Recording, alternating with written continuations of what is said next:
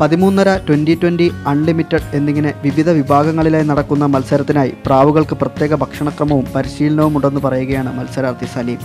2 പ്രാവുകളെയാണ് പന്തയത്തിനായി പറത്തിവിടുക. രണ്ടാമത്തെ പ്രാവും പറന്നിറങ്ങുന്ന സമയം വരെയാണ് മത്സരം. പന്തയത്തിൻ്റെ രീതികൾക്കനുസരിച്ചാണ് ഓരോ പ്രാവിനും പരിശീലനം. ടൂർണമെൻ്റ് അറിയിപ്പ് കിട്ടിയാലുടൻ പരിശീലനം തുടങ്ങും.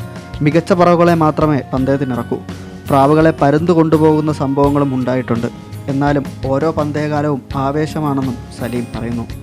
അത് ഇതിലുള്ളതെന്ന് വെച്ച് കഴിഞ്ഞാൽ അൺലിമിറ്റഡ് പറവുണ്ട്. പിന്നെ 13.5, അതായത് രാവിലെ 6 മണിക്ക് പറത്തിയിട്ട് വൈകുന്നേരം 7:30 പ്രാവ് ലാൻഡ് ആയിരിക്കണം. അങ്ങനത്തെ പന്തയമുണ്ട്. അൺലിമിറ്റഡ് എന്ന് പറയുന്നത് 6 മണിക്ക് പറത്തി കഴിഞ്ഞാൽ എത്ര ദിവസമെങ്കിലും പറക്കാം. 2 ദിവസം ഫുള്ള് നിന്ന് പറഞ്ഞാലും കുഴപ്പമില്ല.